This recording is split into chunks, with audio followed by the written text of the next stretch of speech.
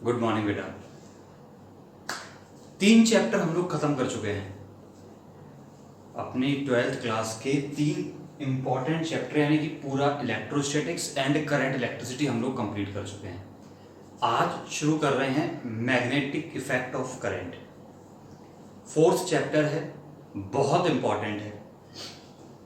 कुछ लोग आप में से हमारे टच में रहे हैं 11th में, उनको याद होगा कि हमने जब वेक्टर्स पढ़ा था तब एक बात मैंने बोली थी कि 12th में एक चैप्टर आएगा जिसको हम A क्रॉस B की डायरेक्शन निकालने से खत्म कर देंगे। शायद याद आता होगा, कुछ लोगों को जरूर याद आएगा। मैंने बोला था कि A क्रॉस B, 2 वेक्टर्स हैं A क्रॉस B, उनकी डायरेक्शन निकालना सिखाया था राइट हैंड थंब रूल से। पूरा एक चैप्टर उड़ा देंगे हम उससे। तो आज वो चैप्टर की शुरुआत होने जा रही है।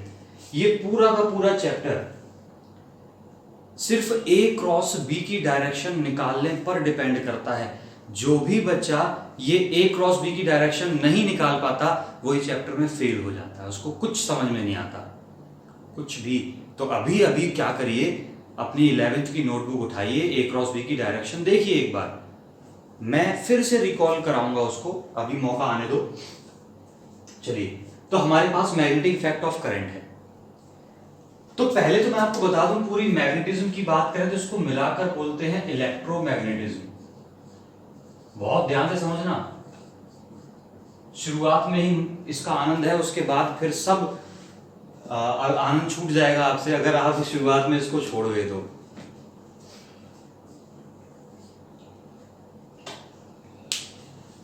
इलेक्ट्रोमैग्नेटिज्म का मतलब क्या है?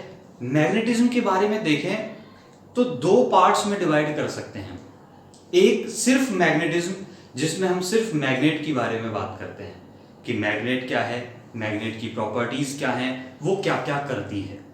एक वो मैग्नेटिज्म हो गई। एक मैग्नेटिज्म वो है जो इलेक्ट्रिसिटी से जुड़ी हुई है, जो इलेक्ट्रिसिटी से जुड़ी हुई है, और उस पार्ट को बोलते हैं इलेक्ट्रोमैग्नेटिज्म।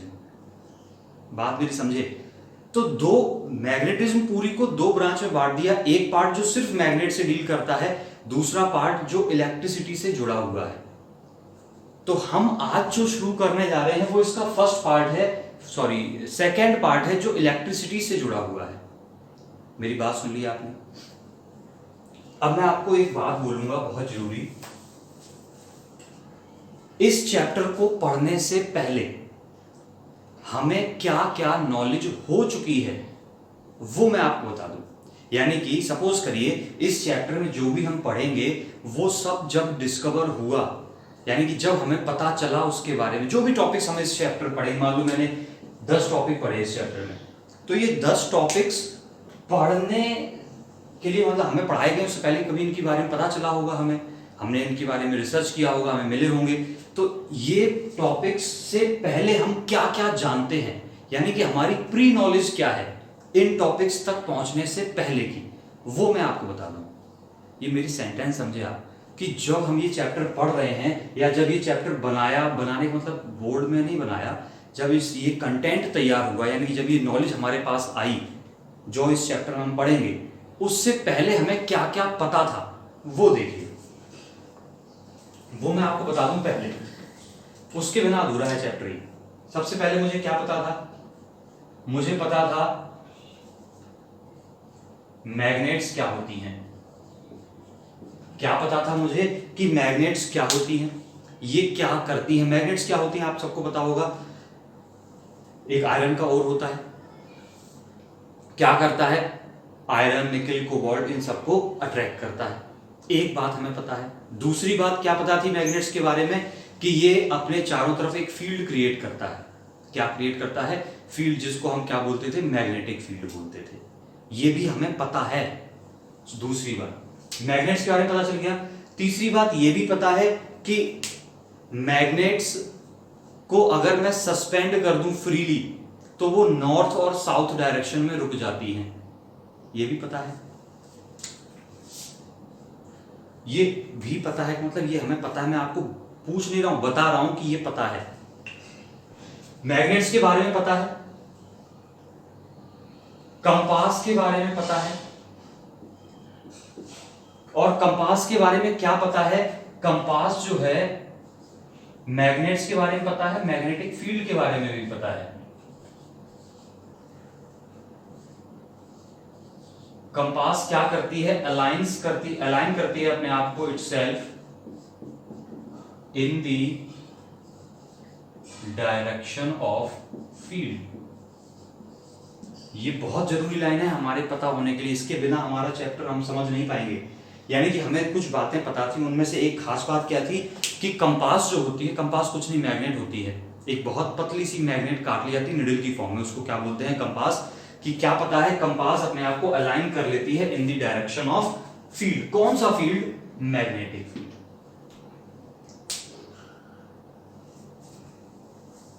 क्लियर है इतनी बात? ये क्या बातें लिखी हैं जो हमें इस चैप्टर के शुरू होने से पहले पता हैं। चलिए हटा रहा हूं ये बात। अरे जिसको ना समझ में आई तो मैं बता दूं ये वाली लास्ट लाइन, कि अगर एक फील्ड ये है, मैग्नेटिक फील्ड इस तरफ है, और इसमें एक कंपास रखी हुई है। कंपास आपको पता है इसमें नॉर्थ और साउथ होता है, ये नॉर्थ है मान लिया, ये साउथ है, कंपास है। कंपास की निडल बना दी है मैंने, तो क्या करने की कोशिश करेगी कंपास? इस मैग्नेटिक फील्ड के तरफ अलाइन हो जाएगी, यानी कि घूम जाएगी, और कैसे बन जाएगी? नॉर्थ साउथ इसकी डायरेक्शन में अलाइन हो जाएगी। ये बातें मुझे पता है। चलिए ये बातें अगर पता है तो अब हम बढ़ते हैं आगे की कहानी पर।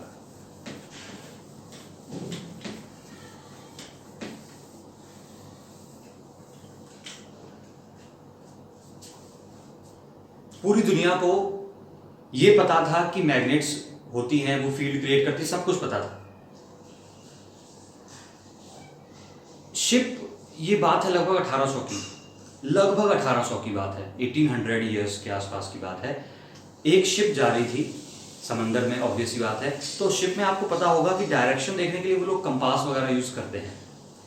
तो वहां पर जो कैप्टन था जो शिप का, तो अचानक से क्या हुआ? थंडरस्टॉर्म्स हुए, बिजली कड़की, स्ट्राइक की बिजली। थंडरस्टॉर्म्स का मतलब बिजली कड़क रही है कि एकदम गिरी अचानक से बिजली आसपास कहीं। तो क्या देखा उसने कि ड्यूरिंग दोज थंडरस्टॉर्म्स उसकी जो कंपास थी, जो कंपास डायरेक्शन देखने के लिए उसने यूज की हुई थी, वो कंपास बहुत ज्यादा डिफ्लेक्शन शो कर रही थी ड्यूरिंग दोज थंडरस्टॉर्म्स। थोड़ा सा माथा सनक गया उसका कि आखिर ऐसा क्या हुआ थंडरस्टॉर्म्स की वजह से कि मेरी कंपास डिफ्लेक्ट कर गई। और यही बात धीरे चल आगे जब फैली, आगे बढ़ती गई लोगों में, तो एक साइंटिस्ट हुए ऑस्टर्ड। क्या नाम था? ऑस्टर्ड का। तो उस कैप्टन ने, शिप के कैप्टन ने क्या कंक्लूजन निकाला था कि बिजली गिरने का कंपास से कुछ रिलेशन है। अब जब ये बात साइंटिस्ट तक पहुंची तो उनके दिमाग में आया कंपास कब मूव करती है? आपको पता होगा कब मूव करती है? जब मैग्नेटिक फील्ड की डायरेक्शन होती, कहीं मैग्नेटिक फील्ड होता है उसके अलोंग अलाइन होती है। चलिए इन सब बातों को जोड़ते हैं। इसका मतलब कहीं आपको लिंक जुड़ता दिख रहा है? हमें क्या पता है कि जब कोई कंपास होती है तो वो किस डायरेक्शन में खुद को अलाइन करती है? मैग्नेटिक फील्ड की डायरेक्शन में। बिजली कड़की, गिरी बिजली, यानी कि बिजली गिरने मतलब एक करंट आई। करंट आई का मतलब वो हमारी निडल डिफ्लेक्ट की, कंपास डिफ्लेक्ट हुई। इसका मतलब वो निडल अपने साथ, वो निडल कह रहा हूं, वो बिजली अपने साथ क्या लाई? वो अपने साथ कुछ मैग्नेटिक फील्ड लेकर आई। और यहीं से शुरुआत हुई इलेक्ट्रिसिटी और मैग्नेटिज्म के पहले रिलेशन की, जिसको ऑस्टर्ड ने अपने एक एक्सपेरिमेंट से जस्टिफाई किया। सबसे पहले शुरुआत करते हैं ऑस्टर्ड्स एक्सपेरिमेंट। लगभग 1820 की कहानी है ये। हिस्ट्री में मत जाइएगा, 1820 याद रखिए मत रखिए। ऑस्टर्ड की कहानी है। ये डेट इसलिए बता रहे हैं क्योंकि मैग्नेट के बारे में हमें बहुत पहले से पता है, बहुत पहले से। तो ऑस्टर्ड ने एक एक्सपेरिमेंट किया, किस बात को जस्टिफाई करने के लिए? कि मैग्नेटिक फील्ड का, यानी कि मैग्नेटिज्म का करंट के साथ एक रिलेशन होता है। बहुत ध्यान से, आज का लेक्चर बहुत इंपॉर्टेंट रहने वाला है, जरा ध्यान से देखना। उन्होंने क्या किया? एक वायर लिया AB। अब इस वायर में एक सर्किट कनेक्ट किया, यानी कि एक बैटरी लगाई, एक की लगाई और एक रियोस्टेट लगाया।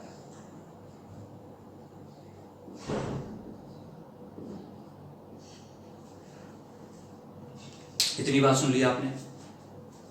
और ये लगाने के बाद उन्होंने इस वायर जो AB है, इस वायर के ठीक नीचे एक निडल रख दी।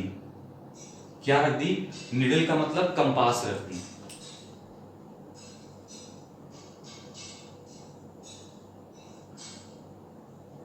ये कंपास है। ये कंपास इस समय स्टेबल पोजीशन में है। ये इसका नॉर्थ है, ये इसका साउथ है। ये इस डायरेक्शन में रुकी हुई है। इतनी बात सुन ली आपने। कहां रखी है कंपास? ये बात बहुत जरूरी है सुनना आपके लिए। इस वायर के ठीक नीचे, इस वायर के ठीक नीचे। फॉर एग्जाम्पल ये अगर एक वायर है तो इसके ठीक नीचे कंपास रखी है। क्लियर है कहानी थी? चलिए अब क्या किया उन्होंने, जैसे ही इस की को क्लोज किया, क्लोज करना मैं बता चुका हूं आपको, वैसे ही सर्किट में करंट आएगी। बताइए इस वायर AB में करंट किस तरफ होगी? पॉजिटिव से करंट निकलेगी, यानी करंट ये रही A से B। और जैसे ही उन्होंने स्विच को क्लोज किया है, यानी इस की को क्लोज किया है, वैसे ही उन्होंने क्या देखा कि ये निडल जो थी, ये कंपास जो थी, ये डिफ्लेक्ट कर गई। और डिफ्लेक्ट करके किस तरफ चली गई? अभी मैं दिखाता हूं किधर चली गई। देख लेना ध्यान से। ये रहा वायर, अच्छा नहीं लग रहा है क्या? ये रहा वायर, दिख रहा है क्या? ये वायर है, इसमें करंट आगे चल रही है, ये इसके नीचे कंपास रखी है। जैसे ही करंट आती है, कंपास घूमकर अंदर चली जाती है, इनवर्ड डायरेक्शन में मूव कर जाती है। किधर मूव कर जाती है? इनवर्ड। अब आप ये बताना, मेरे सामने नॉर्थ है, ये देखिए नॉर्थ लिखा है सामने, पीछे साउथ है, तो बाहर क्या होगा? ईस्ट, अंदर क्या होगा? वेस्ट। तो ये किधर चली गई? वेस्ट डायरेक्शन में चली गई। आप डायरेक्शन मत याद रखिए, किधर गई बस याद रखना। आप कह सकते हैं कि इनवर्ड चली गई। किधर चली गई? इनवर्ड। तो ये मैं बोल सकता हूं, इसको लिख देता हूं कि निडल डिफ्लेक्ट्स इनवर्ड। और किस डायरेक्शन में? वेस्ट डायरेक्शन में चली गई। अब निडल मूव करी है, इसका मतलब जरूर कौन आया है? मैग्नेटिक फील्ड आया है। अभी एक बात को जोड़ते जाइएगा दिमाग में। इसके बाद ये यहां माने नहीं, इन्होंने बहुत शैतानियां करी हैं। अब इन्होंने दूसरी शैतानी क्या कर दी? अब की बार उन्होंने बैटरी पलट दी है, बैटरी के टर्मिनल्स घुमा दिए हैं। तो देखना क्या कर दिया है, टर्मिनल्स घुमा दिए। अब टर्मिनल्स घुमाने का मतलब आप समझते हैं क्या?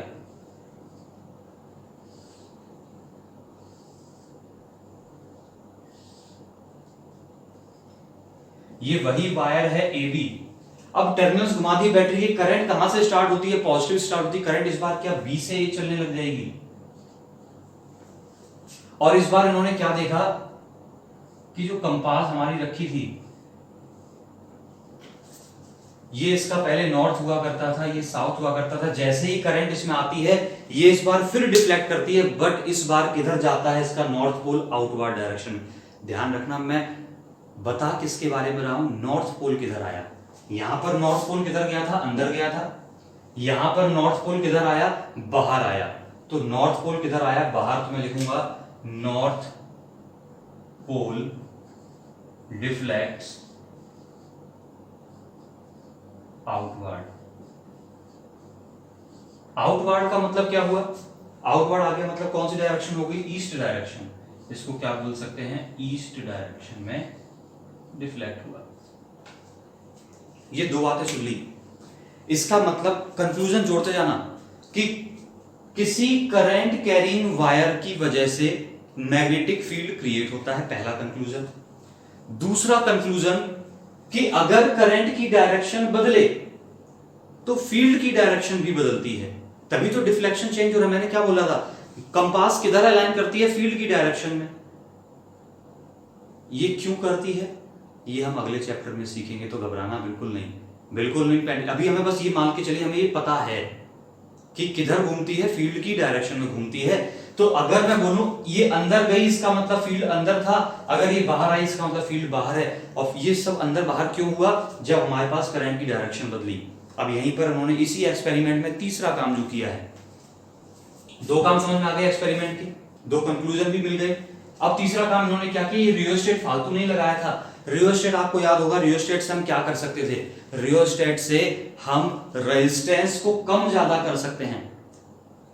बिल्कुल टेंशन मत लेना, एक दिन मैं लैब में जाके वीडियो शूट करूंगा आपके लिए और रियोस्टेट दिखाऊंगा आपको कि रियोस्टेट बेसिकली कर क्या रहा है। अभी यहाँ पे ड्रॉ नहीं कर सकता मैं फिजिकली, लेकिन मैं आपको एक दिन लैब से जाके वीडियो बनाऊंगा आपके लिए। तो क्या बोला मैंने, इन्होंने क्या किया, इस रियोस्टेट से रेजिस्टेंस को कम ज्यादा किया और सर्किट में करंट को कम ज्यादा कर सकते हैं, यानी कि सर्किट में करंट को कम ज्यादा कर सकते हैं। तो इन्होंने क्या किया, जब करंट को कम कर दिया, जब इस सर्किट में करंट को कम किया तो जो डिफ्लेक्शन हो रहा था वो डिफ्लेक्शन भी कम हुआ, और जब करंट को बढ़ाया तो डिफ्लेक्शन भी बढ़ गया। लाइन सुनी ली होगी, जब करंट बढ़ाई तो डिफ्लेक्शन बढ़ा, जब करंट घटाई तो डिफ्लेक्शन घटा। इसका मतलब जो फील्ड बन रहा है उसकी जो स्ट्रेंथ है वो इस करंट पे डिपेंड कर रही है, वो भी डायरेक्टली दिख रही है ना। करंट बढ़ती है तो फील्ड बढ़ रहा है, यानी डिफ्लेक्शन बढ़ रहा है। तो ये पूरी कहानी सुनने के बाद आप अब क्या, ये एक बात और, अगर इसी वायर को उठाकर, ध्यान से सुनना, अगर इसी वायर को उठाकर हम इस वायर कह रहा हूं, ये कौन है ये, अरे कौन है ये, कंपास है। अगर इस कंपास को उठाकर मैं वायर के ऊपर रख दूं तो डिफ्लेक्शन की कहानी पलट जाती है, अपोजिट डिफ्लेक्शन हो जाते हैं। ये आप धीरे धीरे सीखते जाएंगे, थोड़ा टाइम लगेगा बस आपको, 1-2 दिन का, फिर आप सब सीख जाएंगे। अभी के लिए इतना याद रखना है, ऑस्टर्ड एक्सपेरिमेंट है। तो अब इसके कंक्लूजन लिखेंगे हम, हटा दूं डायग्राम, हटा रहा हूं। कंक्लूजन बहुत इंपॉर्टेंट है इसके। सबसे पहला,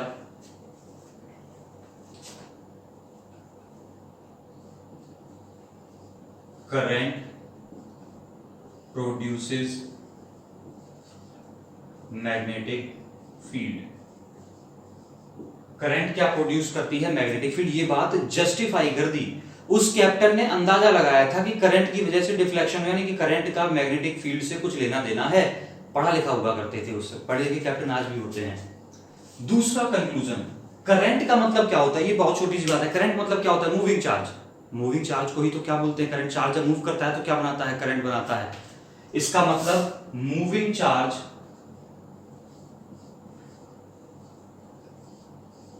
क्रिएट्स मैग्नेटिक फील्ड। अब यहां पर एक बात सोच रहे ना, अंधा तुक्की वाले चार्ज नहीं बना रहे हैं।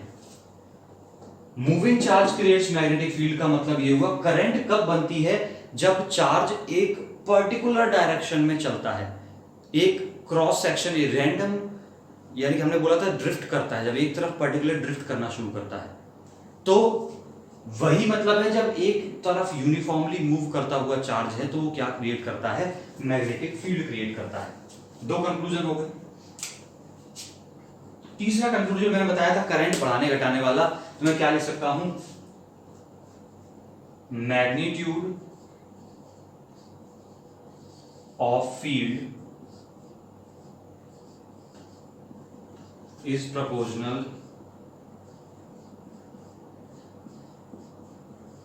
is proportional to the current. Magnitude of field is proportional to the current. ये 3 कंक्लूजन्स हमें मिले। ऑस्टर्ड यहां रुके नहीं, इन्होंने एक चौथा और बहुत खतरनाक काम किया है जिसने हमें बहुत सारा ज्ञान दिया। वो चौथा काम भी बता दें।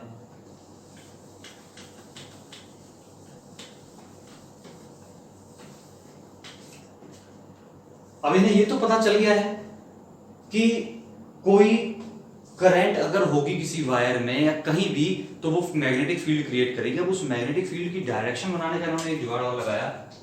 देखना ध्यान से, एक वायर लिया, क्या लिया, एक वायर लिया और इस वायर में कोई करंट लेकर आए।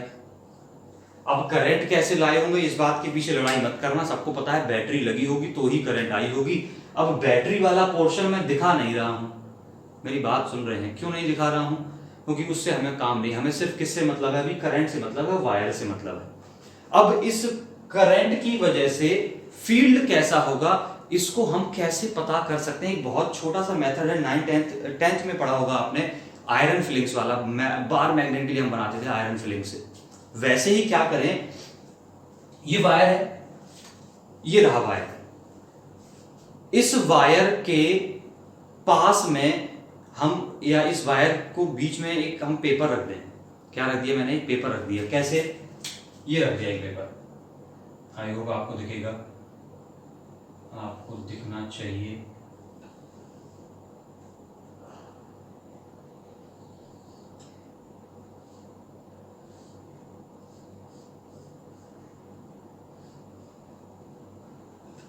दिख रहा है क्या, कुछ नहीं समझ में आ रहा।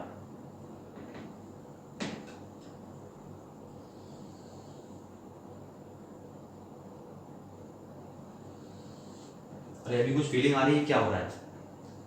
हमको तो बढ़िया सी फीलिंग आ रही है दूर से देखने पर कि एक पेपर है, ये पेपर है, ठीक है। इस पेपर से एक वायर रख दिया, यानी कि वायर के परपेंडिकुलर एक पेपर रखा है, वायर के परपेंडिकुलर एक पेपर रखा है। क्लियर, इतनी बात सुनी।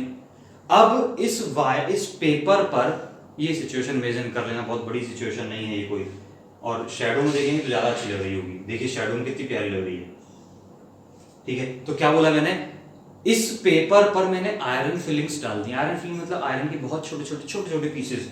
वो आयरन फिलिंग्स मैंने जब डाल दी हैं, तो जब उसको हल्का सा टैप करते हैं ना एक बार, तो क्या करती हैं वो आयरन फिलिंग्स, कुछ लूप्स बना लेती हैं। ये थी, इसमें करंट आई, तो यहां पर क्या बन गए, अगर मैं इस पोर्शन को दिखाऊं, ये मेरा वायर है, तो कुछ इस तरीके के लूप्स बन गए। ये लूप्स जो हैं, ये हमारी मैग्नेटिक फील्ड लाइंस हैं। ये लूप्स क्या हैं, ये लूप्स हमारी मैग्नेटिक फील्ड लाइंस को रिप्रेजेंट कर रहे हैं। सीधी सी बात बोलूं कि किसी वायर के लिए, करंट कैरिंग वायर के लिए मैग्नेटिक फील्ड लाइंस कैसी होती हैं, सर्कुलर लूप्स की फॉर्म में होती हैं। कुछ दिखाई दिया, कैसी होती है, ये एरो नहीं दिखता है, ये एरो मैंने बना दिया, आपको सिखाऊंगा कैसे आता है। किस फॉर्म में होती है, सर्कुलर लूप्स की फॉर्म में होती है। पहली बात, उन सर्कुलर लूप्स का सेंटर कहां पर होता है, उस वायर पे होता है। दूसरी बात, कुछ समझ में आया, ये एक बार डिजाइन जो है दिमाग में रखना। कैसे बनाई थी वैसे एक्चुअल में ऑस्टर्ड ने, अब उनकी भी बात बता दूं मैं आपको। ऑस्टर्ड ने क्या किया, वायर लिया, वायर के पास इन्होंने क्या रखी, कंपास रखी। कंपास जिधर डिफ्लेक्ट करी, जिस डायरेक्शन में इंडिकेट करी, वहां पर एक मार्किंग कर ली।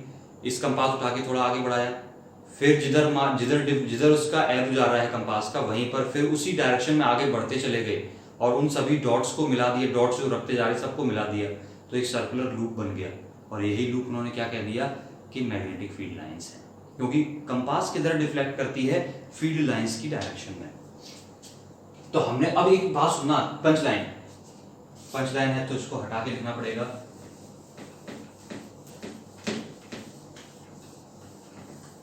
बहुत ध्यान से सुनना ये बात और दिमाग में बसा लेना अपने। For a current carrying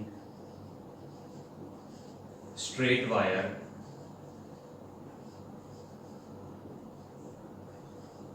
field lines are concentric, यहीं से शुरू होती है, concentric circular loops। Field lines कैसी होती हैं, concentric circular loops होती हैं, centered at the wire। जिनका सेंटर कहां होता है, कोई मुश्किल लैंग्वेज नहीं है, जिनका सेंटर कहां होता है, वायर पे होता है। lies in the plane। ये जो पेपर था, इस पेपर पे ही तो बनी, और इस पेपर पे अगर बनी है तो पेपर क्या वायर के परपेंडिकुलर था, पेपर कैसा था, वायर के परपेंडिकुलर था। Lies in the plane perpendicular to the wire. एकदम घबराने की कतई जरूरत नहीं है। बस ये एरो की जो कहानी है ये मैं आपको बाद में बताऊंगा, जब चैप्टर अपना शुरू हो जाएगा, चल पकड़ेगा एकदम स्पीड से।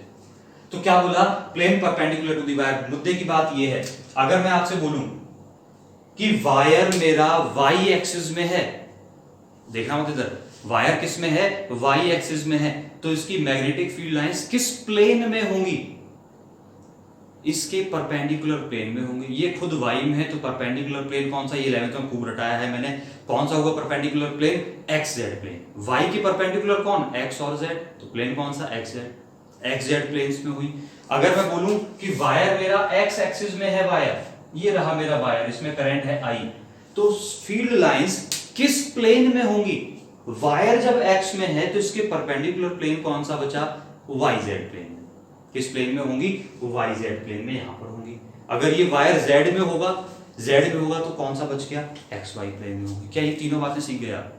यानी कि जिस एक्सिस में वायर है उसकी बची हुई एक्सिस को मिला के जो प्लेन बनता है वहां पर हमारी फील्ड लाइंस होंगी। इतनी मुद्दे की बात आप सीख गए हैं।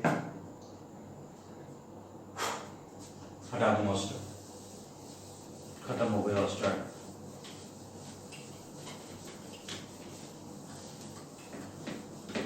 क्या आप में से कुछ लोग एक अपॉर्चुनिटी सेंस कर पा रहे हैं? आपके सामने एक अपॉर्चुनिटी रखी हुई है, आपको पता है बात, अब यहां एकदम अचानक से दिमाग में आई है तो बोल दूं, आधा हिंदुस्तान इस समय पढ़ नहीं पा रहा है, आधा क्या आधे से ज्यादा हिंदुस्तान इस समय पढ़ नहीं पा रहा है। तो आप वो कुछ चुनिंदा लकी लोग हैं जिनको ये सुविधा मिल रही है कि वो पढ़ सकते हैं, घर बैठे पढ़ सकते हैं। यानी कि अगर मैं एक सीन समझूं कि कुछ लोग रेस में पार्टिसिपेट कर रहे थे, 12th की रेस में, एक रेस थी ये, आधे लोग तो पहले ही बाहर हो गए। बाहर किस लिए हो गए, क्योंकि अब वो कितना भी कवर अप करने की कोशिश करेंगे वो पीछे ही रहेंगे, उन्हें बहुत हार्ड वर्क करना पड़ेगा। तो आधे तो बाहर हो गए, बचे आप आधे, यानी कि जो लोग जीत सकते थे आधे, केवल कुछ सुविधा ना होने की वजह से वो बाहर हो गए, बचे आप आधे। और आप आधे हैं, इनमें से भी जिनके पास सुविधा है उनमें से भी बहुत सारे मैं बोलूंगा ऐसे हैं जो नाकारा हैं, जो पढ़ना अभी भी नहीं चाह रहे, जिनके आगे डिस्टरबेंस क्रिएट हो जाता है। तो कुल मिलाकर अगर 100 लोग रेस में थे, आप 100 नहीं थे, बहुत थे, आपको पता भी होगा कितने लोग बैठते हैं एग्जाम्स में, तो 100 लोगों का अगर मैं परसेंटेज में बात करूं तो 100 में से मेरे हिसाब से कम 60 से 70 लोग इस समय यूजलेस हो गए हैं। यानी कि 60 to 70% are not even in the race. तो अब आप मेरी बातें समझ रहे हैं मैं क्या कहना चाह रहा हूं? ये सबसे बड़ा गोल्डन चांस है आपके लिए। किस बात का? एक टॉप लिस्ट में आने का। कहां तक पहुंचने का? जहां तक कोई पहुंचने के बारे में वो लोग सोच भी नहीं सकते, टॉपर बनने का। एक मौका मिल रहा है आपको, गवाइए मत इसको। ऐसी गोल्डन अपॉर्चुनिटी बहुत रेयर मिलती है लोगों को। नहीं तो लोग अगर मैं आपसे बोलूं मुझे एक फाइट करनी है और मेरा अपोनेंट है ही नहीं कोई, मैं क्लियर कट विनर हूं, मेरा अपोनेंट है ही नहीं, तो ऐसे ही आप इसको इस तरीके से देखिए, ये सिचुएशन अगर बुरी भी है, आपकी पढ़ाई नहीं भी हो पा रही, तो अच्छी भी तो है। अच्छी किस सेंस में? आपके साथ कंपटीशन खत्म हो गई है, बहुत कम लोग ऐसे हैं जो पढ़ पा रहे हैं। तो मैं आपसे सिर्फ इतना ही कहूंगा कि आपने शुरुआत की थी हम लोगों ने अप्रैल से, आपने कुछ वीडियोस देखे, कुछ नोट्स बनाए किसी ने। अब मैं क्या कह रहा हूं, हम लोग 3 चैप्टर कंप्लीट कर चुके हैं, चौथे पे आ गए हैं। हम लोग जब किसी चीज को एक बार देखते हैं ना, समझ में तो आती हैं चीजें, हम लिख भी लेते हैं जो समझ में आया है। अब होगा क्या जब आप उसी चीज को दोबारा देखेंगे, जैसे ही आप उसको दोबारा देखेंगे तो सेकेंड टाइम में आपको कुछ नया सीखने को, कुछ नई वर्डिंग समझ में आएगी आपको। कोई भी ऐसी, मैं सिंपल सी बात बोलूं, कई चीजें ऐसी होती हैं जिनको हम एक बार में ग्रैब कर तो लेते हैं, लेकिन 100% उसका मतलब समझ में नहीं आता हमें। बहुत सी सिचुएशंस ऐसी होती हैं तो हमें उनको रिपीट करके देखना पड़ता है। तो मैं आपसे ये कह रहा हूँ, एक अच्छा मौका भी है आपके पास कि डेली कुछ टाइम निकालकर पुराना शुरुआत से एक वीडियो देखना शुरू करिए। बहुत छोटे छोटे इनिशियल वीडियोस थे, उनको एक बार देखिए कंटिन्यूसली, और सामने अपनी नोटबुक रखिए। सामने क्या रखिए, आपने, कई लोगों ने मुझे नोट्स भेजे थे अपने, इतने नोट्स आते हैं, तो मैं धीरे धीरे उसको जब स्कैन करता था, देखता था, तो कहीं ना कहीं कुछ ना कुछ ऐसी छोटी सी एरर है जो आपको खुद पता चल जाएंगे, आप उसको सेकेंड टाइम देखेंगे। तो मेरा कहने का मतलब क्या है कि इस मौके को आप 100% में कन्वर्ट कब कर सकते हैं, इसको 100% कन्वर्जन में लाइए अपने लिए, फायदे के लिए, और क्या करिए, उन वीडियोस को एक बार फिर देखिए। तो आपको जैसे ही उसको दोबारा देखेंगे, आपको अपने आप रियलाइज होगा कि हमने जो सोचा था ये तो उसके अपोजिट बात निकली, और ये बात आप खुद मुझे बताएंगे कमेंट करके कि सर आप सही थे, हमने अब तक इसके बारे में जो सोचा था वो कुछ और ही था और आपने कहा कुछ और था। देखिए ये ऐसा होता है, आप जब पहली बार की चीज़ को पढ़ते हैं तो वो चीज़ आधी पद्दी इधर उधर हो जाती है। अब मैं ज़्यादा टाइम वेस्ट नहीं करूंगा आपका। अब तक हमने जो सीखा है उसमें एक वर्ड बहुत ज़्यादा यूज किया है, मैग्नेटिक फील्ड। तो जरा इस वर्ड की कहानी भी सुन लें। मैग्नेटिक फील्ड है क्या? अब तक आप समझ गए होंगे, आपने इलेक्ट्रिक फील्ड बहुत सुना था, किसी चार्ज के आसपास की सराउंडिंग्स जिसमें कोई दूसरा चार्ज आए तो वो फोर्स फील करता है, यही था। तो ऐसे ही मैग्नेटिक फील्ड क्या है? अब देखना, मैग्नेटिक फील्ड क्रिएट कौन करता था? एक तो बार मैग्नेट, या बार मैग्नेट कोई भी मैग्नेट हो सकती है, कोई मैग्नेट क्रिएट करती है, या फिर अभी हमने सीखा जस्ट अभी कि कोई करंट भी प्रोड्यूस करती है। करंट मतलब मूविंग चार्ज। तो क्या डेफिनेशन बनेगी, एक बार हिंदी में सुनेंगे। किसी मैग्नेट या मूविंग चार्ज के आसपास की वो सराउंडिंग्स, बिल्कुल रिलेटेड है, किसी मैग्नेट या मूविंग चार्ज के आसपास की वो सराउंडिंग्स जिनमें कोई दूसरी मैग्नेट या कोई दूसरा मूविंग चार्ज फोर्स फील करता है। कुछ याद हुआ? अरे सबको याद हो गया, जिसका इलाका वही तो फोर्स फील करेगा। इलाका किसने बनाया? या तो मैग्नेट ने बनाया या फिर किसने बनाया? मूविंग चार्ज ने।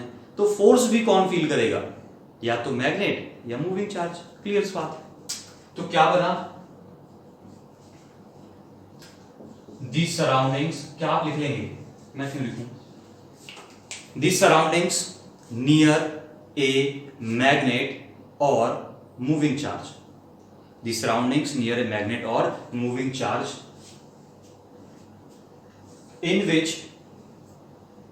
which another magnet or moving charge experiences a force, in which another magnet or moving charge experiences a force is called magnetic field, is called magnetic field। इसको डिनोट करते हैं कैपिटल बी से। Quantity ये कैसी है? Vector quantity है, इसकी एक डायरेक्शन भी है और उसी डायरेक्शन के पीछे लड़ाई लड़ेंगे हम लोग अब पूरे चैप्टर में। कैसी क्वांटिटी है? वेक्टर है, बी से डिनोट करते हैं और इसकी यूनिट बहुत प्यारी है, इसको आप जानते हैं टेस्ला, सुन तो रखी होगी टेस्ला, और डिनोट करते हैं कैपिटल टी से।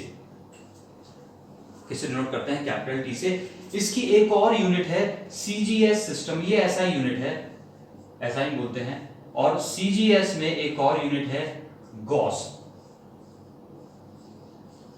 क्या यूनिट है इसकी? गॉस। ये गॉस भी सुना है हमने फर्स्ट चैप्टर में। तो इसकी यूनिट क्या है? गॉस। ये किस सिस्टम में है? सीजीएस में है, और रिलेशन भी है इनका गॉस का टेस्ला के साथ। 1 gauss is equal to 10⁻⁻⁴ Tesla.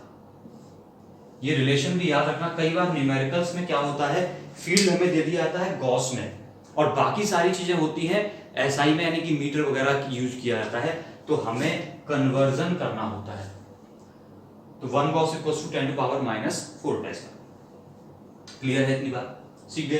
अगर मैं आपसे बोलूं 5 गॉस का मतलब क्या होगा? अरे इसलिए बहुत छोटी बेसिक बात है वैसे तो 5 गॉस का मतलब क्या होगा? 5 × 10⁻⁻⁴ टेस्ला। सुन लिया इतना आपने? नोट कर लिए था, हटा दें। अब तक हमने ये सीख लिया कि करंट जो है मैग्नेटिक फील्ड क्रिएट भी करती है, उसके बारे में पता भी कर लिया, किस पे डिपेंड करती है थोड़ा बहुत हमने। अब कितना फील्ड होता है ये बहुत ध्यान से सुनना। अभी तक हमने सिर्फ ये सीखा है फील्ड क्रिएट होता है, बढ़ता है, घटता है। कितना होता है वो आप सीखेंगे। दो भाई नहीं है, दो बंधु भी नहीं है, कोई दो साइंटिस्ट हैं, बायो एंड सेवार लॉ। इनके नाम में दोनों के आगे टी लगा है और दोनों का ही टी साइलेंट है। तो एक बायो है, एक सेवार है, इनको बोलते हैं बायो सेवार। दोनों ने मिलकर एक लॉ दिया है, इसको बायो सेवार लॉ बोलते हैं। पेपर में 2 नंबर में सीधा पूछ लेते हैं बायो सेवार लॉ क्या है। तो जरा हम बात करते हैं क्या है बायो सेवार लॉ। पहले मेरी बात सुनना, किस लिए दिया था? मैग्नेटिक फील्ड कितना है, कोई बहुत छोटी बात बोलो, अभी बता रहा हूं, देखिए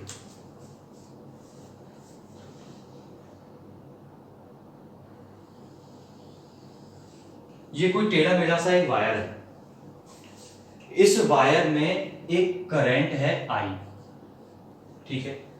तो इस वायर का कोई छोटा सा पीस किसी स्पेस में, किसी स्पेस का मतलब है किसी आसपास की किसी लोकेशन पर कितना फील्ड क्रिएट करेगा, वो बताया इन 2 लोगों ने एक्सपेरिमेंटली। कुछ लाइन सुनिए। कोई भी एक वायर है जिसमें करंट है, तो उस करंट के साथ कोई छोटा सा पीस, इसमें कोई छोटा सा पीस जिसको हम क्या मानते थे जनरली, डीएल मान लिया करते थे, शायद याद होगा। मान लिया एक छोटा सा पीस है, क्या है इसका नाम, डीएल, ये इसकी लेंथ है डीएल। तो ये छोटे से पीस की वजह से कितना मैग्नेटिक फील्ड क्रिएट होगा, ये बताने के लिए लॉ दिया। अब मेरी बात सुनना, आप इसको जानते थे, फेमस है, बहुत बार यूज किया है। डीएल को क्या बोलते थे, छोटा सा एलिमेंट, स्मॉल एलिमेंट। अब ये किस में है स्मॉल एलिमेंट, एक वायर में है, और वायर में क्या है, करंट है। तो इस आई और डीएल के कॉम्बिनेशन को हम बचे हुए पूरे चैप्टर में कुछ नाम से पुकारेंगे।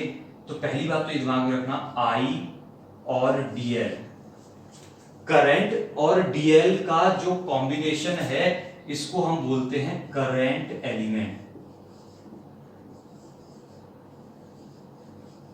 इन दोनों के कॉम्बिनेशन को क्या बोलते हैं, करंट एलिमेंट। एक एक बात सुनते रहना, अभी बेस तैयार हो रहा है आपका इस चैप्टर का।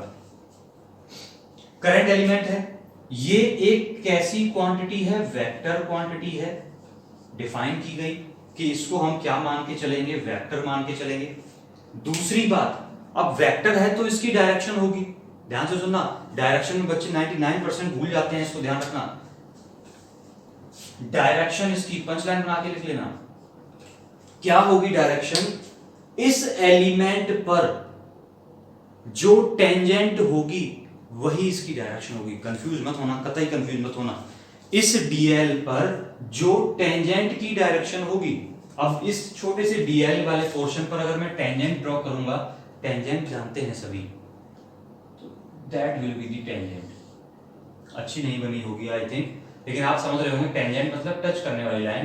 तो ये जो टेंजेंट है ये बन गई हमारी क्या बन गई, करंट एलिमेंट की डायरेक्शन। सुन पाइए आपने, तो डायरेक्शन क्या होगी, direction along the tangent at that element. पूछ लूं आपसे एक बार, आपने इतनी बात सीख ली है, अब मैं आपसे पूछूं, मान लीजिएगा ये एक लूप है, इसमें करंट है आई, ठीक है।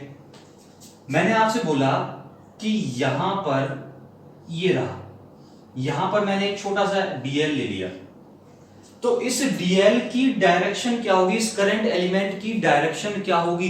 तो आपके दिमाग में सबसे पहला काम आएगा कि सर ने बोला था कि जिस एलिमेंट पर मुझे डायरेक्शन पता करनी है वहां पर टेंजेंट ड्रॉ कर देते हैं। तो इस डीएल पर आप क्या ड्रॉ कर देंगे, टेंजेंट ड्रॉ कर देंगे, मिल गई टेंजेंट। अब आप में कुछ लोग कहेंगे टेंजेंट तो ये बन गई, हमने टेंजेंट का एरो इसी तरफ क्यों लगाया, हमने टेंजेंट का एरो इस तरफ इसलिए लगाया कि इसी तरफ करंट आ रही है। ध्यान रखना, टेंजेंट का एरो उसी तरफ लगाते हैं जिस तरफ करंट जा रही होती है।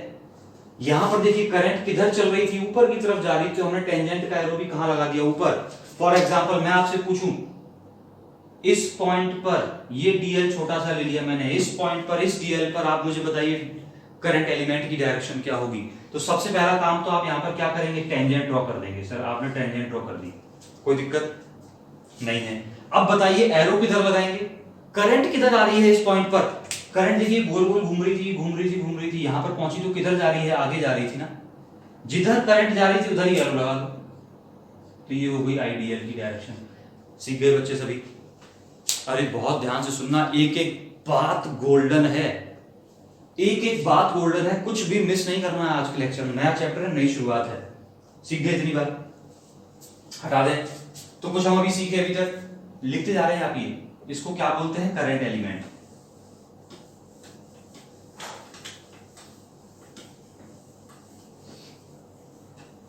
तो बायो सेवार में किसी करंट एलिमेंट के लिए क्या निकालना बताया? फील्ड कितना होगा। तो मान लिया उन्होंने बोला कि इस पॉइंट पी पर बात कर रहे हैं वो, किस पॉइंट पर? पी पर।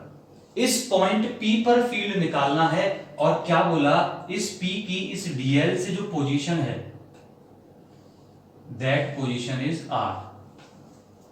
आर आपको याद आता होगा, पोजीशन वेक्टर कहा जाता था। यानी कि इस डीएल से इस पॉइंट पी का पोजीशन वेक्टर कितना है? आर है। और करंट एलिमेंट और आर के बीच में एंगल कितना है? थीटा है। तो इन्होंने एक्सपेरिमेंटली क्या फाइंड किया? अच्छा, ये छोटा सा एलिमेंट है ना, तो फील्ड भी कैसा क्रिएट करेगा? छोटा सा। सुन लिया? तो जो फील्ड ये क्रिएट करेगा उसको नाम दिया, छोटे फील्ड को हम किससे डिनोट करते थे? डी से। डी लगा देते थे आगे, डीई, डी क्यू, इस तरह से बात करते थे। तो डी भी हो गया। बोला प्रोपोर्शनल होगा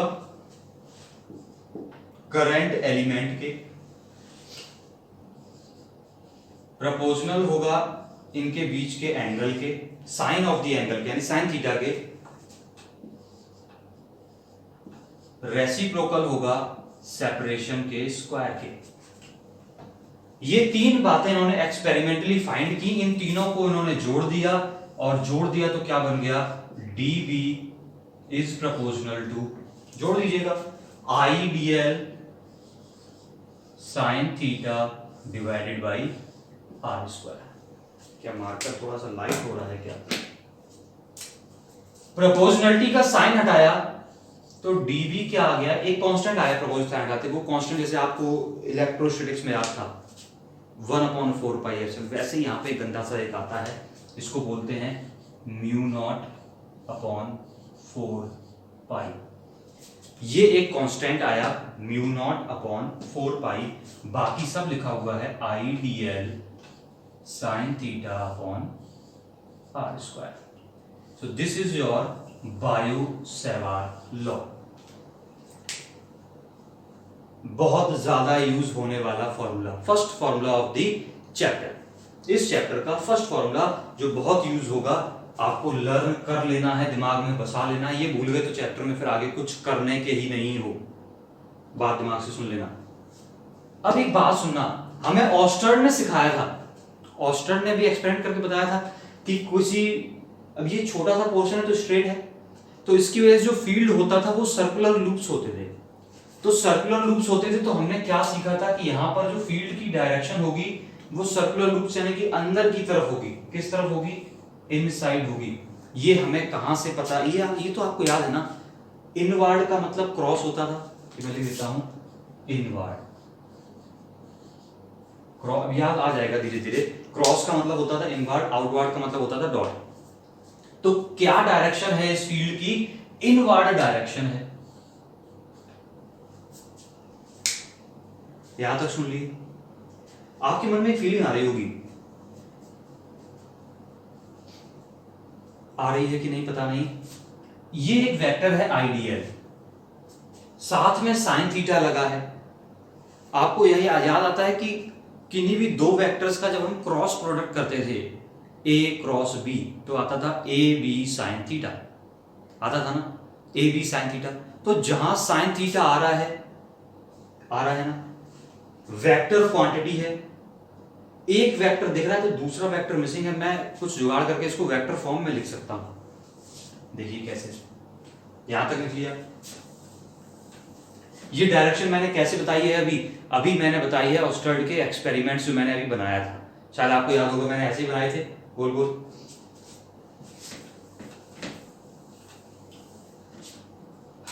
एक बहुत important point, vector form of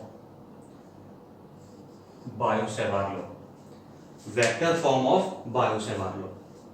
तो ये मुझे दिख रहा था डीवी के बारे में लिखा था इतना बड़ा, DV equals to mu not upon 4 pi I D L sine theta upon are square. देखिए एक वेक्टर यहां प्रेजेंट है, साइन थीटा प्रेजेंट है, दूसरा वेक्टर मिसिंग है, और हमारे इस पूरे डायग्राम में दूसरा वेक्टर है कौन, आर है।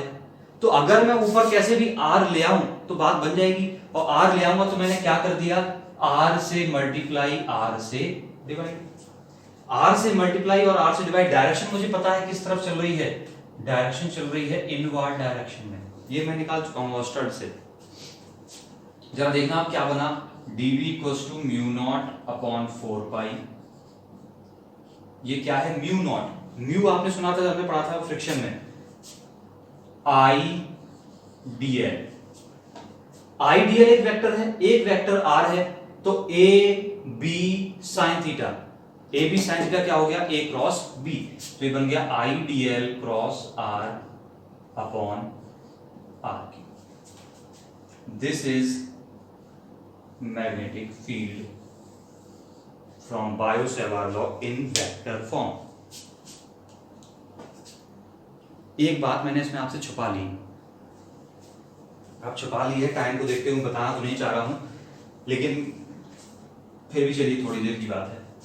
देखिए आपके सामने लिखा है फॉर एग्जांपल,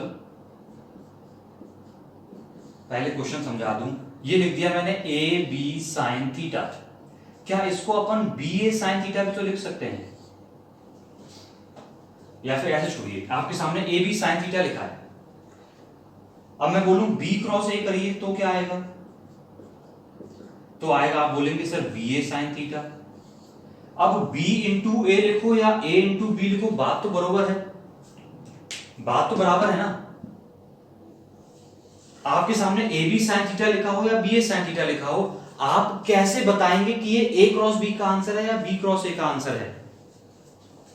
कोई जवाब है आपके पास? मेरा क्वेश्चन समझे पहले, एक बात सब छोड़िए, आंसर आंसर क्या बाद में, पहले क्वेश्चन समझिए।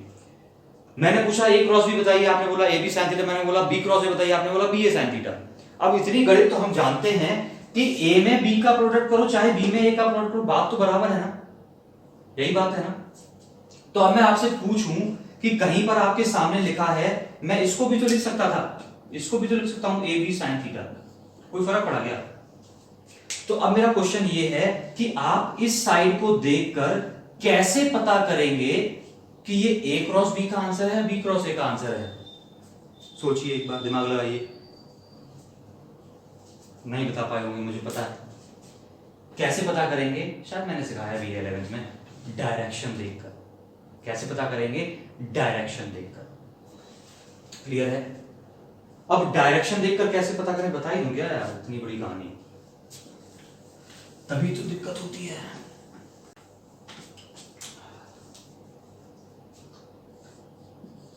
ए है, बी है, ठीक है, मैंने बोला a क्रॉस b करिए, तो a क्रॉस b करेंगे तो डायरेक्शन क्या आएगी, बताया था, राइट हैंड की फिंगर्स को, राइट हैंड की फिंगर्स की टिप को जो वेक्टर पहले लिखा है उसकी तरफ रख लीजिए, जो वेक्टर पहले लिखा है उसकी तरफ रख लीजिए। किधर रख लिया? a की तरफ रख लिया।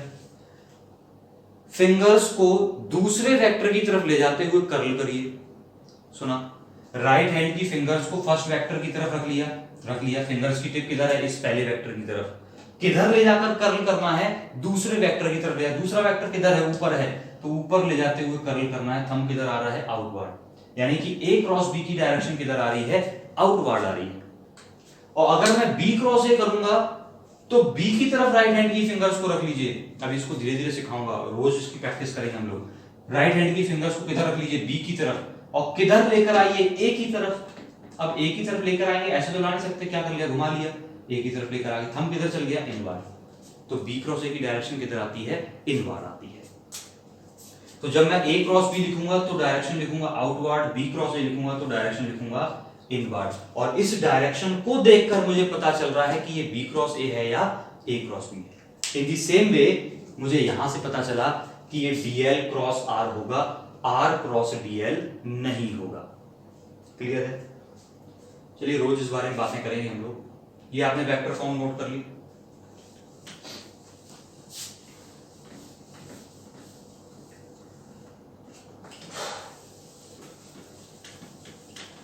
अब जो बात बताने जा रहा हूं वो और ध्यान से सुनना, फिर हमारा चैप्टर लगभग बेस तैयार हो जाएगा। फिर हम कल से डेरिवेशन शुरू करेंगे। अब मेरी बात सुनना बहुत ध्यान से, केयरफुली, 1 मिनट शांत होके, शांत मन से। ये है फील्ड, कैसे निकल रहा है? करंट एलिमेंट और आर के क्रॉस प्रोडक्ट से। क्रॉस प्रोडक्ट का मतलब एक वेक्टर रिजल्ट आता है, पता है आपको, और इसकी डायरेक्शन भी निकाली मैंने अभी अभी थोड़ी थोड़ी बता दी है। तो अगर मुझे फील्ड की डायरेक्शन निकालनी हो, देखिए बीच में इक्वल टू का साइन लगा है, मतलब क्या हुआ, जो डायरेक्शन इस क्रॉस प्रोडक्ट की होगी वही डायरेक्शन फील्ड की होगी। पहली बात दिमाग में बसाइए, पंचलाइन लिखिएगा, पंचलाइन लिखिएगा, जो डायरेक्शन इस क्रॉस प्रोडक्ट की होगी वही डायरेक्शन इस फील्ड की होगी। मैंने 2 एरो बना दिया, आपने यहां पे छापा कि नहीं छापा? क्या छापा? छापा मतलब लिखा, जो डायरेक्शन इस क्रॉस प्रोडक्ट की होगी, अरे इंग्लिश नहीं आती, हिंदी में लिख लो, बहुत जरूरी है, जो डायरेक्शन इस क्रॉस प्रोडक्ट की होगी वही डायरेक्शन किसकी होगी? इस फील्ड की भी होगी। सुन ली थी बात? हो गई बात। अब क्रॉस प्रोडक्ट की डायरेक्शन निकालना जिनको नहीं आता है, एक बार फाइनली रिपीट कर रहा हूं, अभी मैंने एक बार बताया था, थोड़ी हिंट दी थी, फिर भी जिनको नहीं आया उनको बता दूं बहुत अच्छे तरीके से। एक वेक्टर है ए, एक वेक्टर है बी। बहुत बड़ा वीडियो हो गया है, देखना पूरा पड़ेगा तभी बात बनेगी। और बताइएगा कि एक दिन का ब्रेक तो नहीं चाहिए, फिर हम नहीं तो ब्रेक देते हैं अगर एक दिन का चाहिए होगा तो। ए है, ये बी है, मुझे डायरेक्शन बतानी है ए क्रॉस बी की। तो सबसे पहला और शानदार तरीका एक ही है, इसको राइट हैंड थंब रूल बोलते हैं। डायरेक्शन कैसे निकालते हैं? राइट हैंड थंब रूल से। सुनिए, राइट हैंड लीजिए अपना, लड़कियां अक्सर गलती करती हैं, वो लेफ्ट हैंड से शुरू हो जाती हैं, ऐसा देखा है मैंने। तो क्या करना है, राइट हैंड लेना है, राइट हैंड की जो फिंगर्स की टिप है, ये जो आपकी उंगलियां चमक रही हैं इधर से, इन उंगलियों को, या फिर क्या कर दीजिए, जो पहला वेक्टर लिखा है, जो यहां पर पहले लिखा है, उसकी डायरेक्शन में उसके एरो की तरफ रख दीजिए। तो आपने अपने राइट हैंड की फिंगर्स को किधर रख देना है? एरो की तरफ। तो आप देख पा रहे होंगे मैंने रख दिया है एरो की तरफ। मैं ऐसे भी रख सकता था, ए की तरफ, ये भी डायरेक्शन मेरी फिंगर्स की किधर है? ए की तरफ है, ये भी ए की तरफ है और ये भी ए की तरफ है। मेरी बात सुनना, बहुत बेसिक बता रहा हूं। आपको बोला गया कि ए की डायरेक्शन किधर है? राइट साइड है, तो अपने राइट हैंड की फिंगर्स को राइट साइड रख लीजिए। अब राइट साइड रख लीजिए, आप में से कुछ बच्चे ऐसे कर लेंगे, कुछ ऐसे कर लेंगे, कुछ यूं कर सकते हैं, कुछ यूं कर सकते हैं, तो चारों तो सही नहीं हो सकते। तो आप करना क्या है, दूसरी बात दिमाग में रखना कि आपको अपने हाथ की जो पाम है, ये जो हथेली चमक रही है, सफेद वाली हथेली, इधर से काली इधर से गोरी, गोरी साइड जो चमक रही है, पाम जिसको बोलते हैं, इसको रख लेना है दूसरे वेक्टर की तरफ। ये किधर इंडिकेट करनी चाहिए? सेकंड वेक्टर की तरफ होना चाहिए इसका मुखड़ा। तो मैंने बोला कि अब कौन सा ऑप्शन सही हुआ? ए की तरफ राइट हैंड की फिंगर्स और दूसरे की तरफ पाम। हो गई पाम, दूसरा किधर है? ऊपर है, तो ऊपर मेरी पाम हो गई। अब क्या करिए, फिंगर्स को क्लोज कर दीजिए, जो थंब बच रहा है वो डायरेक्शन है आपकी ए क्रॉस बी की। कुछ पल्ले लगी बात? पल्ले लग गई होगी। किधर आई डायरेक्शन? ए क्रॉस बी किधर आया? आउटवर्ड आया, और आउटवर्ड को हम डिनोट करते हैं सर्कल के अंदर डॉट लगाकर, सर्कल के अंदर डॉट लगाकर। आउटवर्ड का मतलब, अच्छा कुछ लोग आउटवर्ड और अपवर्ड पे भी कंफ्यूज रहते हैं। अपवर्ड ये होता है और आउटवर्ड क्या है? बाहर आ रहा है, इस बोर्ड से निकल के बाहर आ रहा है, एकदम गोली की तरह बाहर आ रहा है। सुन लिया? अब मैं यहीं पर बोलता हूं कि आप बी क्रॉस ए फाइंड करिए, बी क्रॉस ए की डायरेक्शन बताइए।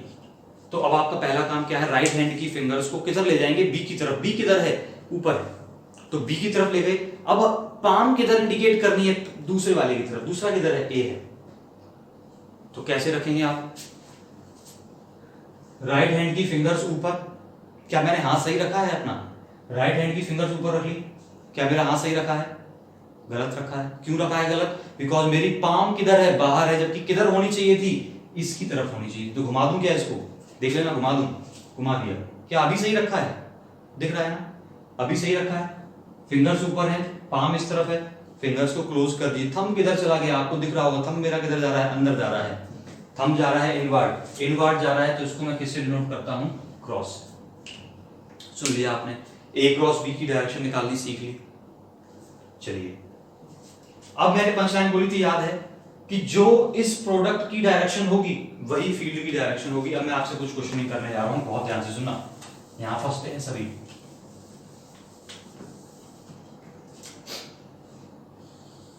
ये एक वायर सीधा साधा, इसमें है करंट आई, ये रहा एक छोटा सा element DL.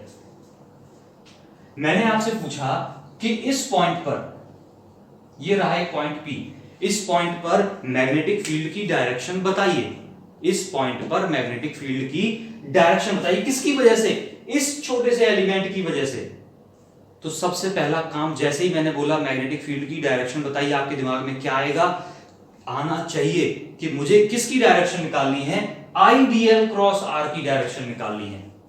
IDL cross R का मतलब क्या हुआ, आईडीएल की डायरेक्शन पता है किधर होती है, किधर होती थी, इस डीएल पर टेंजेंट बना दो, टेंजेंट बनाएंगे तो सीधी सीधी हो गई, ये हो गई आईडीएल की डायरेक्शन। आर क्या था, इस डीएल को पॉइंट पी से ज्वाइन करने वाली line, this is your R. अरे इतनी बातें सीखते जा रहे हैं। आर का मतलब क्या है, इस एलिमेंट को पॉइंट से जोड़ने वाली लाइन। अब डायरेक्शन निकालनी है, किधर आएगी, आपने क्या किया, राइट हैंड की फिंगर्स को किधर रख लिया, पहले किसकी तरफ फिंगर्स को रखेंगे, पहले कौन लिखा है, आई डी एल, यानी कि डीएल की तरफ रख दीजिए फिंगर्स। डीएल किस तरफ है, एक बात बोलूं, मस्ट है ये सीखना, नहीं सीखे चैप्टर खत्म, आपके पल्ले कल से कुछ नहीं पड़ेगा। बहुत ध्यान से रिपीट करके देख लेना और खुद बना के देखना क्वेश्चंस। क्या बोला मैंने, राइट हैंड की फिंगर्स को जो पहले लिखा है डीएल की तरफ रख लीजिए, यानी कि कहां रख लिया, ऊपर की तरफ रख लिया। मैंने रख दिया ऊपर की तरफ राइट हैंड की फिंगर्स को, देखिए रख दिया। अब क्या मैंने सही रखा है, आप बोलेंगे गलत रखा है सर, क्यों रखा है गलत, मेरी पाम किधर है, बाहर है, जबकि मैंने क्या सिखाया था, पाम किधर होनी चाहिए, जो दूसरे नंबर पे वेक्टर लिखा है आर, वो किस तरफ है, वो तो इस तरफ है, तो मेरी पाम किधर होनी चाहिए, गलत रखी है ना, दिख गई, मेरी पाम इधर हो गई, दिख गई। अब मुझे क्या करना है, फिस्ट को क्लोज करना है, थंब किधर आ गया है, आउटवर्ड डायरेक्शन में, दिख रहा है, आउटवर्ड डायरेक्शन में आ गया है, आउटवर्ड डायरेक्शन में आ गया है, तो फील्ड की डायरेक्शन इसके लिए किधर होगी, आउटवर्ड, यानी कि दिखा डॉट। पता चला कुछ, हो पता चला। आपका होमवर्क सुनिए, होमवर्क का पहला क्वेश्चन आपको बताने हैं अभी, ये रही करंट आई, ये रहा एलिमेंट डीएल, इस पॉइंट पर फील्ड की डायरेक्शन बतानी है पी पर। Find direction of magnetic field at point P, question बन गया पहला। दूसरा इधर बना दो, ये रही करंट, ये रहा डीएल और ये रहा पॉइंट पी। सीखे, दो क्वेश्चन हो गए, अभी दो ही रखिएगा, तीसरा मैं अभी एक और सिखा दूंगा आपको, पहले दो होमवर्क हो गए हैं, दोनों में क्या करना है, फील्ड की डायरेक्शन बतानी है। अब तीसरी बात सीखिए, अभी बहुत कुछ सीखना बाकी है। होमवर्क के क्वेश्चन नोट कर लिए, हम ये चाह रहे हैं कि कल जब आप आए अगले लेक्चर में तो एकदम स्ट्रॉन्ग होके आए।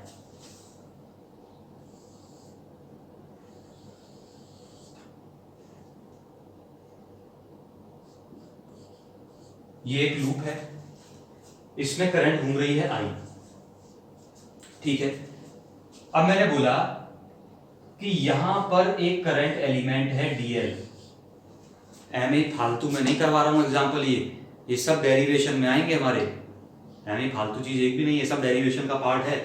उन डेरिवेशन से पहले ही बाहर खींच के दिखा रहा हूं ताकि तब मजा आ जाए एक बार।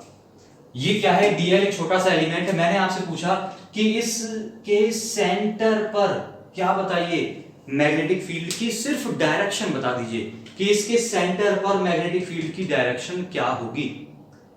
जैसे ही आपके दिमाग में आया कि किसी एलिमेंट की वजह से फील्ड की डायरेक्शन पूछी गई है, तो आपके दिमाग में आना चाहिए आईडीएल क्रॉस आर। आया यार? क्या आना चाहिए दिमाग में? अपने आप एकदम बत्ती जल जानी चाहिए, आईडीएल क्रॉस आर। और अगर ये बत्ती, पूरा फॉर्मूला नहीं लिख रहा हूं, हमें सिर्फ इससे ही मतलब है डायरेक्शन निकालनी, तो उसकी डायरेक्शन निकालनी है। आईडीएल की डायरेक्शन क्या होती है? टेंजेंट बना दी, थोड़ी देर पहले सिखाया था, टेंजेंट बना दी। आर क्या होता है? इस एलिमेंट को उस पॉइंट से मिलाने वाली लाइन।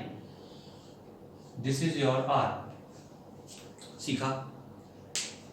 डायरेक्शन जल्दी से, बहुत जल्दी से। डीएल किस तरफ है? डीएल की तरफ। पहले किसकी तरफ फिंगर रखना है? जो पहले लिखा है डीएल की तरफ फिंगर्स रख ली, रख ली। क्या मेरी पाम सही रखी है? बिल्कुल सही रखी है। किधर है? डाउनवर्ड है। दूसरा वेक्टर भी तो डाउनवर्ड है। फिस्ट क्लोज कर ली, थंब किधर आ गया? आउटवर्ड आ गया। तो किधर आ गई डायरेक्शन? आउटवर्ड आ गई। क्लियर? इसी सर्कल में यही करंट है, ठीक है। मैंने बोला कि एलिमेंट ये है, अभी बात जल्दी खत्म कर रहा हूं, डीएल ये है, और फिर से आपसे कहा कि सेंटर पर फील्ड बताइए, सेंटर पर फील्ड की डायरेक्शन बताइए। तो आपका जवाब सबसे पहला काम क्या करेंगे? टेंजेंट ड्रॉ करेंगे। कर ली टेंजेंट ड्रॉ। टेंजेंट का एरो यहां क्यों लगाया? करंट घूमी तो यहां नीचे ही आ रही है। क्लियर है? सर्कुलर लूप में ऐसे घूम रही है। ये रहा आर, इसको सेंटर से मिलाने वाली line, this is your R. रख लीजिए। सबसे पहले राइट हैंड की फिंगर्स को कहां रख लिया? डीएल की तरफ, डाउनवर्ड रख लिया। क्या मैंने पाम सही रखी हुई है अपनी? मेरी पाम किस तरफ है? क्या इसी वेक्टर की तरफ है? फिस्ट क्लोज कर दी, थंब किधर आ गया? आउटवर्ड आ गया। किधर आ गई डायरेक्शन? आउटवर्ड आ गई। अब बहुत देर हो गई है, हमें भी बहुत देर प्यास लगाई है, चिल्ला चिल्ला के थक गए हैं हम भी। कुछ सीखे हैं कि नहीं सीखे हैं? एक बात बता दूं, कमेंट जरूर करिएगा कि हम डायरेक्शन निकालना सीख गए। क्लियर बात? तो तीसरा होमवर्क भी बना लीजिए। अरे फंसा दें क्या आपको? है भाई? फंसा देते हैं। चलिए एक होमवर्क में, तीसरे में नहीं फंसाते हैं। तीसरा ये रहा, ये सर्कुलर लूप है, ये करंट है, ये रहा एलिमेंट डीएल। क्वेश्चन तो आप लिख चुके थे, find field at, find direction of field at P, और पी क्या है? सेंटर है यहां पर, इस डीएल की वजह से बताना है। अगले क्वेश्चन में फंसा रहा हूं, चौथे में।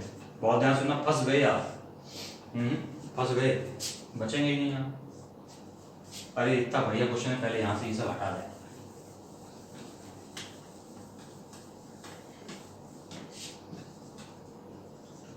चौथा होमवर्क, एक लूप है। अब लूप देखना, इमेजिन करना, लूप कैसा खतरनाक बना दिया है यार। अच्छा, कोई आपसे पूछे ये लूप किस प्लेन में है? किस प्लेन में है ये लूप? अरे ये बोर्ड किस प्लेन में है? हमने खूब रटाया था, बोर्ड किस प्लेन में है? एक्स वाई प्लेन में है। ये एक्स एक्सिस, ये वाई एक्सिस, और बाहर वाली कौन सी है? Z axis. अब की बार मैं एक लूप रख रहा हूं, मेरे पास कोई कड़ा नहीं है, एक लूप रखा है कुछ इस तरीके से।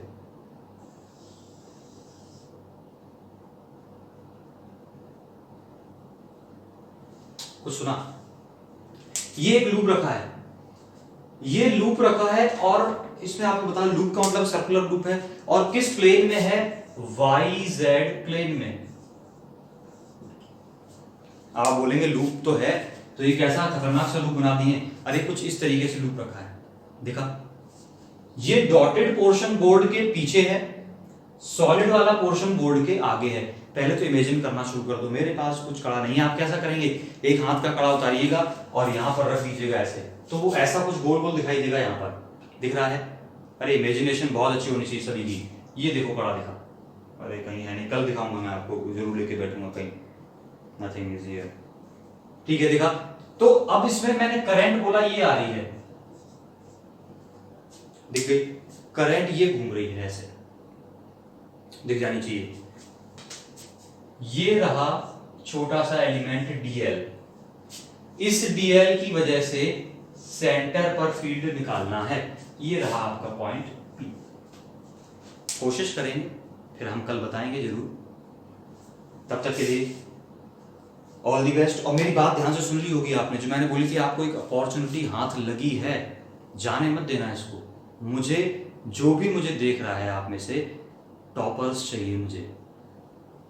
आप अच्छा करेंगे तो मैं आपके साथ एफर्ट लगाऊंगा, आप नहीं करेंगे रिस्पॉन्स तो मैं बिल्कुल एफर्ट नहीं लगाऊंगा। मैं बहुत बड़ा आलसी हूँ, पहले बता रहा हूँ, बहुत बड़े वाला आलसी हूँ मैं। अगर आप नहीं इंटेंट शो करेंगे तो मैं 1% नहीं करूँगा। मुझसे बड़ा आलसी कोई नहीं है, सुन लेना मेरी बात, ठीक है। और वैसे भी कोरोना ने बहुत आलसी बना दिया है। तो इंटेंट आपको शो करना है, कंटेंट मुझे प्रोवाइड करना है, ये मैं बता रहा हूँ, ये मेरा प्रॉमिस है। चलिए, कुछ छूटेगा नहीं, आपसे टॉपर बनेंगे आप। All the best.